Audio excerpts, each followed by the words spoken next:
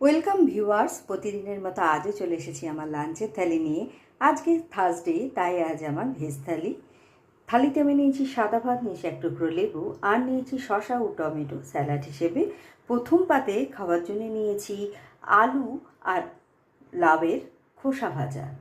আলু আর লাউয়ের খোসাটাকে ছোট লম্বা টুকরো করে কেটে নিয়েছি। কড়াইয়ে তেলে শুকনো লঙ্কা ফোড়ন দিয়ে নুন, হলুদ ও সামান্য মিষ্টি দিয়ে আমি এটা তৈরি করেছি। নামানোর সময় একটু পোস্ত এর উপরে আমি দিয়ে দিয়েছি। তারপরে নিয়েছি আলু সেদ্ধ, যেটা আমি কাঁচা নুন, তেল ও কাঁচা লঙ্কা দিয়ে মেখেছি। তার সাথে খাওয়ার জন্য নিয়েছি মটরের ডাল, যেটা আমি কলমি শাক দিয়ে আজকে রান্না করেছি।